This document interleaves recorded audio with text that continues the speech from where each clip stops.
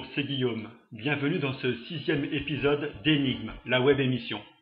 Aujourd'hui, nous allons parler de l'Atlantide. Mais avant, j'aimerais vous rappeler une chose. Le livre, Le système idéal, a été publié. C'est le premier livre en français qui parle de l'économie basée sur les ressources et de l'économie transactionnelle. Deux systèmes qui peuvent résoudre la plupart de nos problèmes sociaux. Si vous êtes en galère, si vous connaissez des gens qui sont en galère, vraiment, conseillez-leur ce livre, car c'est le seul livre en français actuellement, en juillet 2011, qui parle de ces deux systèmes qui peuvent résoudre nos problèmes. Voilà, maintenant que j'ai parlé du livre Le système idéal, je laisse la parole à John qui va vous parler de l'Atlantide.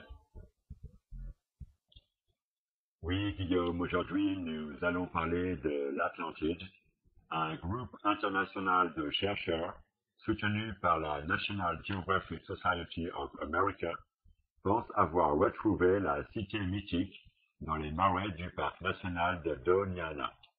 La découverte de structures rectangulaires et de plusieurs cercles concentriques correspondrait à la description de Platon. Mentionnée pour la première fois et décrite dans le Timée et Critias, deux fameux dialogues de Platon, l'Atlantide est devenue une île mythique que de nombreux explorateurs, experts, scientifiques ont tenté et tentent de localiser. Cette île est l'objet de fantasmes les plus variés. Le plus fréquent est celui qui évoque une civilisation entièrement détruite, engloutie par un cataclysme unique, voire un châtiment divin. Pour la plupart des historiens actuels, l'Atlantide n'est qu'un mythe et n'existe donc que dans l'imaginaire collectif. Cette civilisation légendaire de l'Atlantide fait effectivement l'objet d'une littérature pour le moins abondante.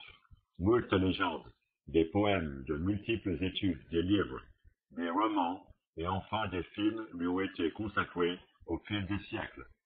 Pourtant, dans ces dialogues, Platon affirme qu'il s'agit d'une vérité historique et non pas d'une légende.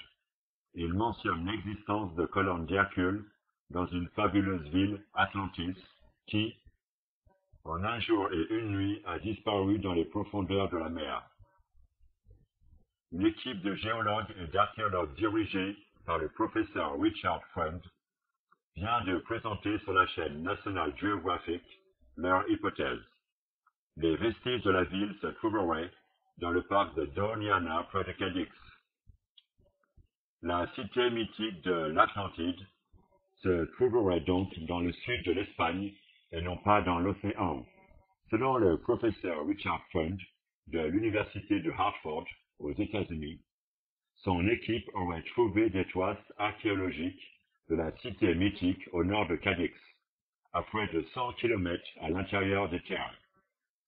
L'équipe de Richard Friend a investi 2 ans durant cette partie marécageuse de l'Andalousie et a utilisé les technologies de pointe, photos, satellites, radars, cartographie numérique, etc. Le professeur Friend a découvert une structure et un agencement qui ont nécessité l'intervention humaine.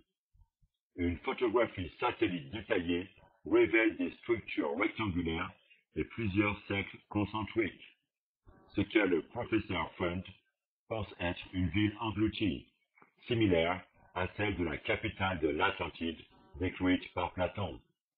En outre, l'équipe de recherche a trouvé des restes d'une île submergée et de nombreux rochers sculptés par la main de l'homme. Selon les mesures effectuées grâce à la technologie sous-marine, l'île engloutie faisait 925 mètres de diamètre et était entourée de plusieurs structures séculaires. Une autre découverte corrobore cette hypothèse. Selon Friend et son équipe, une série de tsunamis aurait détruit la baie initiale et ravagé la région.